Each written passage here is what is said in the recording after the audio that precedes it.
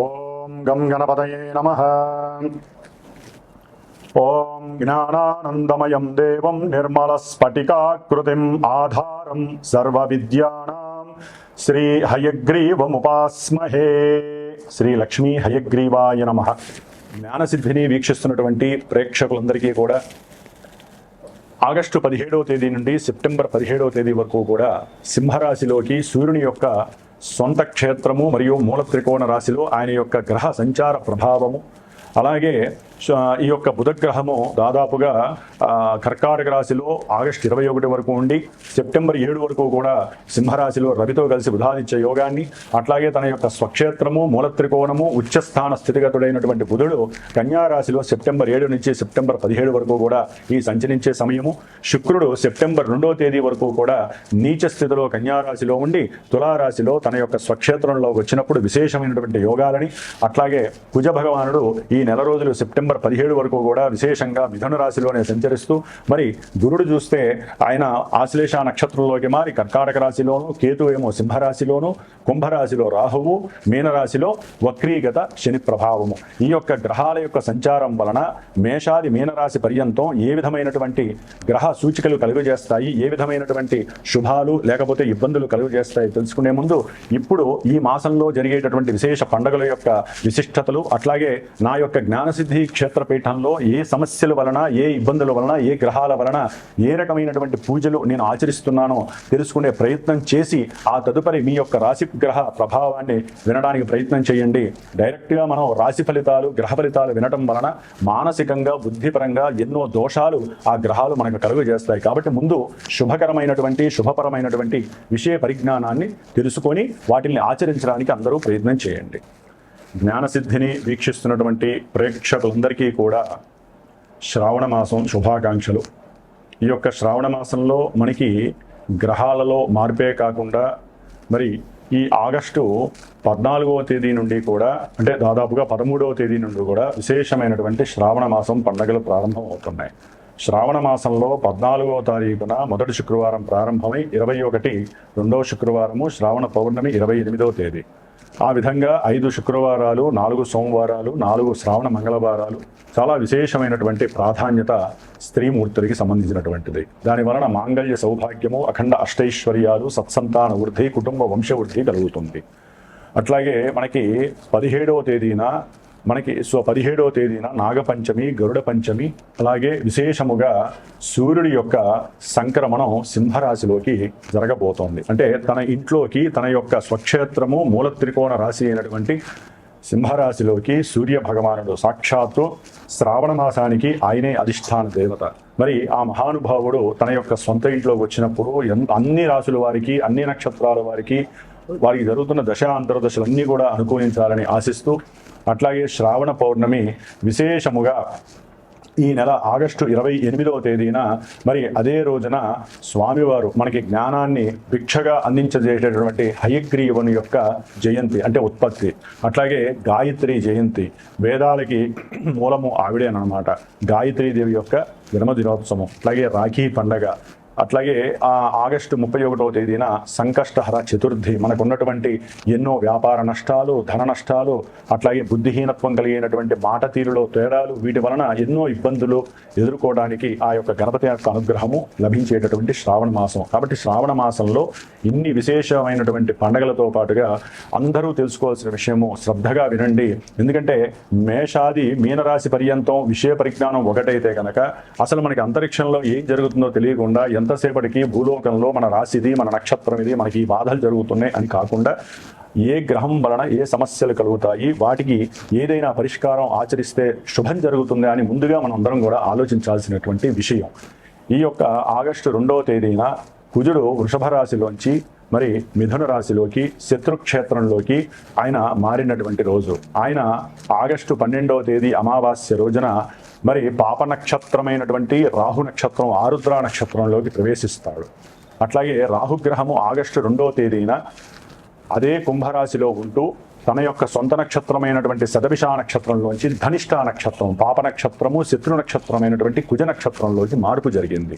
అంటే ఇక్కడ మిథున రాశిలో ఉన్నటువంటి కుజుడు కూడా గోత్రనామాదులు తెలియజేసి కుజరాహుల యొక్క దోష పరిహారార్థమై, అట్లాగే దంపతుల యొక్క అనుకూలత కోసమై, సత్సంతాన యోగ్యత కోసము, విశేషంగా భూమి, గృహము వీటికి సంబంధించినటువంటి దోష పరిహారార్థమై నేను ప్రత్యేకించి ఆగస్టు 15వ తేదీ నుండి కూడా శని భగవంతుడికి అట్లాగే కుజరాహులకి సంబంధించినటువంటి, శుక్రుడికి సంబంధించినటువంటి దోష పరిహారార్థమై సుబ్రహ్మణ్యేశ్వర స్వామి యొక్క ప్రీతికరమైనటువంటి సర్పసూక్త జపాన్ని, శనికి సంబంధించినటువంటి విశేషమైన శని జపాన్ని, మంజుసూక్త జపాన్ని, అట్లాగే రాహు వల్ల కలిగేటటువంటి సమస్యలు, భయము, భ్రాంతులకి సంబంధించి దుర్గా సూక్త జపాన్ని ఆచరిస్తూ దాదాపుగా సెప్టెంబర్ 4వ తేదీ వరకు కూడా ఇది జరిగే అవకాశం ఉంటుంది. తర్వాత కుక్కే సుబ్రహ్మణ్యేశ్వర స్వామి దగ్గరికి వెళ్ళి ఈ 18 రోజులు ఎవరి పేరు మీదైతే కనుక స్వామివారు అంటే చిన్న సుబ్రహ్మణ్యేశ్వర స్వామి వారి యొక్క పంచలోహ విగ్రహాన్ని ఆయనకి అభిషేకం చేసి ఆరాధన చేసి దారాదత్తం చేస్తామో ఆ యొక్క రక్షని స్వామివారి దగ్గర పూజ చేసి కుక్కే సుబ్రహ్మణ్యేశ్వర స్వామి దగ్గర ఎవరైతే గోత్రనామాలు నాకు ఇచ్చి నేను 18 రోజులు వారి యొక్క శ్రేయస్సు కోసము, సంతానం కోసము, గృహయోగ్యం కోసము ఏవైతే కోర్టు సమస్యల వలన ఇబ్బందులు పడుతున్నారో అవన్నీ నిర్వీర్యం కావడానికి, మీకు స్వలాభం కలగడానికి, ఆరోగ్యవంతులే ఉండటానికి నేను చేసే ఈ ప్రయత్నంలో ఎవరైతే సహకరిస్తారో వారికి ప్రత్యేకించి హోమం చేసి ఆ హోమ ద్రవ్యాన్ని పంపిస్తాను. ప్రతిదీ కూడా మీ అందరికీ అప్డేట్ ఉంటూ ఉంటుంది నేను చేసే ప్రతి పూజ కూడా. కాబట్టి ఎవరైనా పాల్గొనదలిచిన వాళ్ళు ఉంటే ఈ నెల రోజులు విశేషంగా మీ ఇళ్లలో మీరు వ్రతాలు, నోములు చేసుకుంటూ పూజలు చేసుకుంటూ, కుదరనటువంటి వాళ్ళు జాతకంలో సమస్యలు బాగా ఎక్కువయ్యి మంత్రబలాన్ని, అట్లాగే యంత్రబలాన్ని, తంత్రబలాన్ని కావలసిన వాళ్ళు, అట్లాగే హోమ బలాన్ని హోమం చేసుకోవాలంటే విశేషమైనటువంటి ఖర్చు అవుతుంది. అదే మన పీఠం తరపున, జ్ఞానసిద్ధి క్షేత్రపీఠం తరపున నేను అందరికీ అందుబాటులో ఉండాలి అనే ఉద్దేశంతో నా యొక్క స్వయం ప్రతిభతో, స్వయం శక్తితో నేను ఆచరిస్తూ, నలుగురు బ్రాహ్మణుల చేత ఆచరింపజేస్తూ ఈ యొక్క కార్యక్రమం ద్వారా మీ అందరికీ ఎవరైతే చేయించుకుంటారో వారందరికీ స్వలాభం కలిగేటట్టుగా చేస్తాం. మరి ఈ యొక్క ఆగస్టు 17వ తేదీన సూర్యుడు సింహరాశిలో సంక్రమణం చేసి సెప్టెంబర్ 17వ తేదీ వరకు కూడా ఆ మహానుభావుడు సింహరాశిలో ఉండటం వలన మేషాది మీనరాశి పర్యంతం ఎవరికి ఎటువంటి శుభాలు కలుగుతాయి, ఎవరు ఏ విధంగా జాగ్రత్త పడాలో తెలుసుకుందాం. వృషభ రాశి వారికి ఆగస్టు 17 నుంచి సెప్టెంబర్ 17 వరకు కూడా సూర్యుడి యొక్క చతుర్థ స్థాన ప్రభావం వలన, చతుర్థ స్థానంలో ఆల్రెడీ కేతు ఉన్నాడు, అట్లాగే ఆగస్టు 21 నుంచి సెప్టెంబర్ 7 వరకు బుధుడు కూడా ప్రవేశిస్తున్నాడు. కాబట్టి విద్యార్థులు కనుక సరైన ఏకాగ్రత కేంద్రీకృతం చేసి నేను అనుకున్నది ఏదైనా సాధిస్తాను అని వాళ్ళ మీద వాళ్ళు అధికారయుక్తంగా ప్రవర్తన నియమావళిని కనుక ప్లాన్ చేసుకున్నట్లయితే సరైనటువంటి విద్యాభ్యాసంలో మీరు ముందుకు వెళ్ళడానికి అవకాశాలు ఉన్నాయి. ఎందుకంటే స్వక్షేత్రంలో మూలత్రికోణాల్లో ఏ సూర్యుడైతే గ్రహాలను నడిపిస్తున్నాడో, ఏ సూర్యుడైతే మన యొక్క జీవాన్ని కాపాడుతున్నాడో, జీవ ఆత్మకారకుడు ఆయన చాలా బలంగా ఉన్నాడు. అది కూడా బుద్ధికారకుడు, జ్ఞానాన్ని, అట్లాగే అఖండమైనటువంటి వాక్ ప్రతిభాశీలిత్వాన్ని, అట్లాగే తెలివితేటల్ని ఎక్కువగా రన్నింగ్ చేసేటటువంటి బుధగ్రహంతో కలిసి ఉండటం. కేతువు దైవధ్యానము, ఏదో ఒక గణపతి ఆరాధన చేయండి లేదా ఓం నమో నారాయణాయ ధ్యానాన్ని ఆచరిస్తే కనుక విద్యార్థులకి చాలా విశేషమైనటువంటి యోగం కలిగే సమయము. కాకపోతే సరైన ఏకాగ్రత పెట్టకపోయినా, జన్మజాతకాలలో సరైనటువంటి దశలు అంతర్దశలు జరగకపోయినా విద్యాభ్యాసంలో ఆటంకాలు కలుగుతాయి, సరైనటువంటి ప్రతిభాశీలత్వాన్ని కనపరచలేరు. అట్లాగే విదేశీయాగా ఉన్నా కూడా అవి కూడా ఈ చదువు ద్వారా ఆటంకం కలిగే అవకాశం ఉంటుంది. అట్లాగే తల్లి యొక్క ఆరోగ్యం పట్ల వృషభ రాశి వారు కొంత జాగ్రత్త పడడం చాలా మంచిది. ఆవిడికి ఏ సమయంలో ఏం కావాలో అందించడానికి ప్రయత్నం చేయండి. అట్లాగే ధనాధిపతి అయినటువంటి బుధుడు రవితో కలిసి ఉండటం ద్వారా ఎవరైనా సరే గృహం ఉంటే ఆ గృహం ద్వారా ఆగిపోయినటువంటి ధనము విపరీతంగా కలిసి రావడము, ఏదైనా భూములుంటే ఆ భూములకి సంబంధించినటువంటి వ్యవహారాలలో చక్కగా విశేషంగా వీరికి ఆ ధనము కలిసి రావటం, కోర్టుకు సంబంధించి ఏదైనా గృహపరమైనటువంటి ఇష్యూస్లో మేనరిక బంధుత్వాల ద్వారా కానీ, తెలిసిన వాళ్ళ ద్వారా కానీ, ఉద్యోగ వ్యవస్థల ద్వారా కానీ ఏదైనా సరే ఆగిపోయినటువంటి ధనము కానీ, లేకపోతే భూ వ్యవస్థకి సంబంధించిన విషయాలలో వీరికి తీవ్రమైనటువంటి ధనము లభించే అవకాశం ఆకస్మికంగా జరగడానికి అవకాశం ఉంటుంది. కొంతమందికి అయితే కనుక స్త్రీలకి గర్భవిచ్ఛిన్న దోషాలు జరగడానికి అవకాశం ఉంటుంది. 4వ స్థానంలో పాపగ్రహమైనటువంటి రవి, కేతు ఉండటం మంచిది కాదు. బుధుడు 4లో ఉన్నప్పటికీ కూడా వారికి కోరిక ఉంటుంది, కుటుంబ సహకారం ఉన్నప్పటికీ కూడా రవి యొక్క కిరణాల ప్రభావం వలన, కేతువు యొక్క యుతి వలన వీరు ఇబ్బందులు పడే అవకాశం ఉంటుంది. కాబట్టి వృషభ రాశి వారు గణపతి స్తుతి ఆరాధన, అట్లాగే సుబ్రహ్మణ్య ఆరాధన విశేషంగా చేసుకోండి. సంతానంతో హ్యాపీగా ఉంటారు. సంతానపరమైనటువంటి విద్యాభ్యాస విషయంలో మీకు సమస్యలు ఉండవు. ముఖ్యంగా కుజగ్రహము ద్వితీయ స్థానంలో ఉండటం ద్వారా వీరికి మాట దోషము ఎక్కువగా ఉంటుంది. ఎవరితో అయినా బంధువులతో కానీ, కుటుంబంతో కానీ, వ్యాపార వ్యవస్థలతో కానీ, భార్యాభర్తల మధ్య కానివ్వండి, ఎవరైనా సరే, భార్య అయితే భర్తతో, భర్త అయితే భార్యతో కొంచెం ఆచితూచి మాట్లాడండి. ఎందుకంటే ఈ యొక్క కుజుడు సప్తమ వ్యయాధిపతియే భాగస్వామ్య వ్యాపారంలో ధనాన్ని ఇస్తూనే లేనిపోని చురకలతో కూడినటువంటి మాటల ద్వారా ఒకరికొకరు మాటలు అనుకొని ఆ యొక్క భాగస్వామ్యాన్ని రద్దు చేసుకునే పరిస్థితి కలుగుతుంది.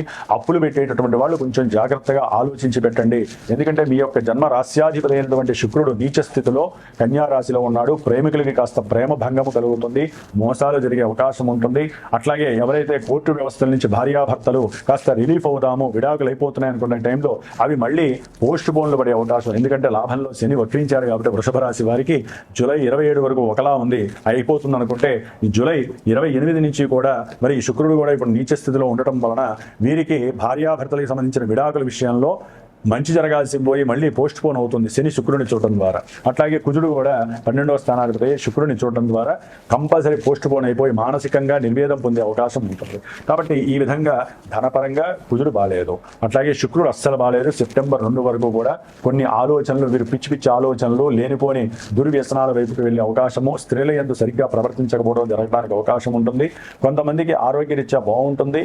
ధనపరంగా జన్మజాతకాలలో కనుక శుక్రుడు పాపి అయితే ఇక్కడ నీచ స్థితిలో పడి కొంతవరకు వీరిని సేవ్ చేస్తారు.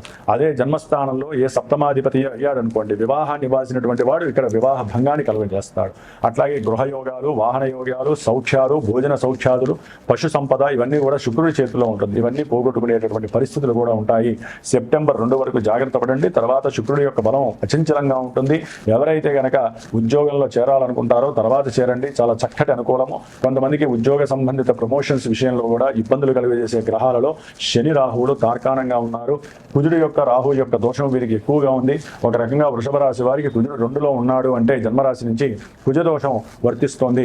జాతకంలో కనుక ఇదే కుజదోషం ఉన్నట్లయితే, రాహు దోషం ఉన్నట్లయితే వీరికి కుటుంబంలో వివాదాలు తప్పవు. మాట వలన కమ్యూనికేషన్స్ దెబ్బతింటాయి. ఆర్థికంగా వ్యాపారపరంగా నష్టపోయే అవకాశాలు ఉంటాయి. కాబట్టి వృషభ రాశి వారు సాధ్యమైనంత వరకు శ్రీ సూక్త జప పారాయణ చేయించండి, లేకపోతే చండీ హోమాదులు చేయించండి. అట్లాగే మీరు కనకదార స్తోత్రాన్ని చదవండి, లక్ష్మీదేవికి ఎక్కువ ఆరాధన చేయండి. ఇందాక చెప్పినట్లుగా గణపతి ఆరాధన చేయండి. సంకటహర చతుర్థికి గణపతి హోమాలు చేయించుకోండి. ఈ విధంగా దైవాన్ని మనం నమ్ముకొని ముందుకు వెళితే మనకున్న గ్రహస్థితులు బాగాలేకపోయినా అవి మనల్ని రక్షింపబడతాయని విశ్వసించండి. ఓం నమః శివాయ.